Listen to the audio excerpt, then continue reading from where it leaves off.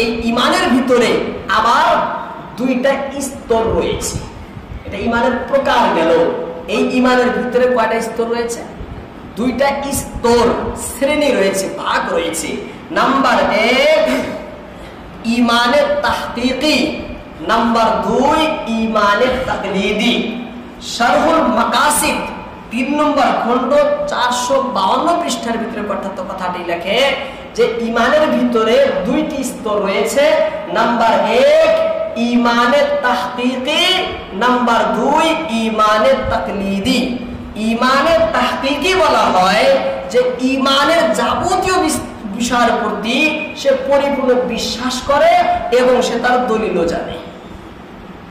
এবং তেসার দলিলও জানে আল্লাহ এক, সে দলিল জানে আল্লাহু আহাদ, আল্লাহ অমুখাপেক্ষী, সে দলিল জানে আল্লাহুস সামাদ। হ্যাঁ, আল্লাহ তাআলা ক্ষমতাশীল, সে দলিল জানে ইন্নাল্লাহা আলা কুল্লি শাইইন কদির, আল্লাহ তাআলা সবকিছু শুনে তিনি যা সে দলিল জানে ইন্নাল্লাহা সামিউন আলিম।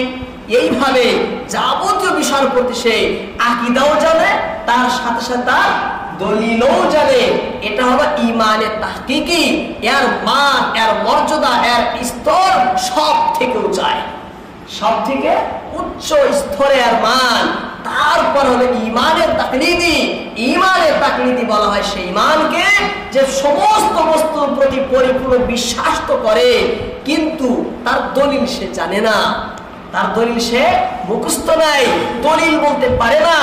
বিশ্বাস আছে, এর দলিল তো আছে কিন্তু আমি জানি না, দলিল আছে কিন্তু সে জানে না। তাহলে আমাদের কাছে কারো ইমান এমন হবে যে ইমানে তাহকিকি হবে, কারো কাছে ইমান হবে ইমানে তাকলিদি হবে। কারণ সবার ইমান তো সমান না।